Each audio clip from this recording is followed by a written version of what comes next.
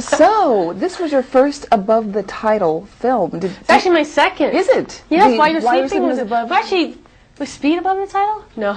But you're by yourself in this one. I know. It's all Sandra. Yeah, it's all me. Do you, in all the talk about you and everything, does that ever get in the way of the work that you do? What's the talk? Well, the good stuff. It's good stuff. What did I say? No, they're saying really good things. Well, I don't. You don't hear it. I don't read the stuff. You learn very quickly on. If you're sensitive, don't go there. Just go on about your business, and it comes, it goes, and it doesn't really have any impact on my life to any large degree. It doesn't change your family structure or your friends are still there. So you just deal with it.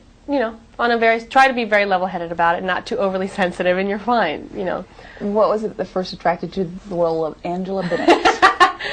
What did you say?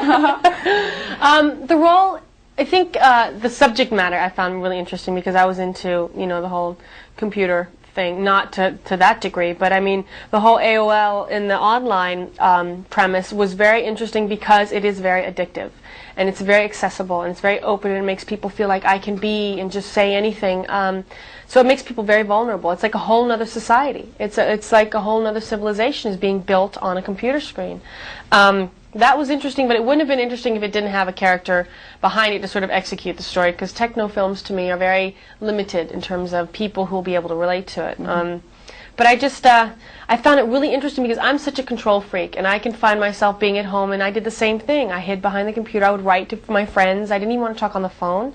That to isolate yourself because of, I don't know, fear, of things, violence going on there, and things not being as calm in the world and as safe as we'd like for them to be. It's easier just to hole up at home.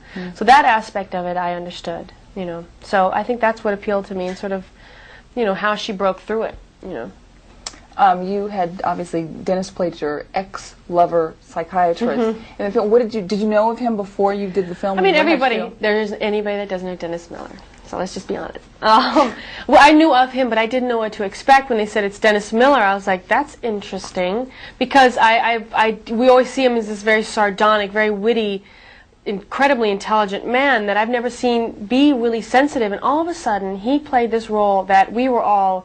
He's the one that I think in this film everyone's going to be very taken by, because he's still himself. He's still very witty, but he just allows a side of himself to emerge that nobody has seen, which is this very affectionate, tender side, And it doesn't mean he's less masculine.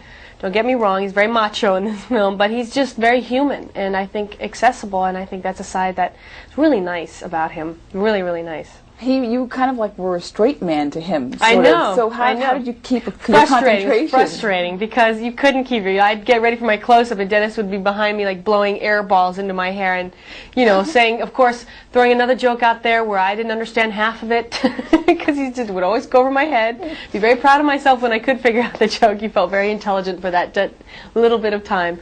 But it was kind of nice. It was very nice because I was a little afraid on the role that I had picked because it was so opposite of anything that I'd ever done, but it was also nice because I had no control. I had no idea what I was doing. Every day was a new experience. I said, you know what, I just need to go with it. I just need to allow myself to live that way for a while and not always have the safety of comedy to get me out of a sticky situation, which I tried, believe me. I tried to make it a comedy. Irwin had none of it. The film also seems to be emotionally, physically, mentally exhausting. Yeah, How did you it was. Prepare for the That's role? what it was. I mean, you can only prepare as much as I could. I mean, I did what I could do in terms of, my knowledge of this sort of lifestyle and the way she built her life up and protected herself. And the challenge every day was that next level of breaking down the safety barriers and allowing yourself to become more and more exhausted. And by the end, I would come home and I would just be like, they would say, how did it go? I have no idea. I'm just tired. I'm so exhausted emotionally. I mean, you really found yourself, but you got it out of your system. It was like something that really balanced out what I just finished, and just got rid of that side, that sort of character that I'd never done before. So yeah, it was really, really exhausting, but in a good way, a real good way. Last question. Okay. Do you have a favorite film from this genre? From the computer genre? Not even the computer, more the intrigue. The thriller. Yes. I mean, I went back and watched a lot of Hitchcock, because I knew Irwin was taking that sort of, that style, expressing the story and camera movement and having the eeriness come from there. So I went back. I don't really have anything that really comes to mind, but, we don't have a lot of those films. A lot of those films were back in a time before, you know, all these films came out, and once you go back, it's amazing how different the style is, but how eerie it is without blood and a lot of explosions. You just rely on, you know, the camera sneaking around a corner and making the eeriness come from that, you know, peering through and making it feel like somebody's always watching, which is a great aspect of this film that I think they pulled off. So, yeah, I don't have one. Good answer still, though. I don't have one. Very good, very good. I have nothing.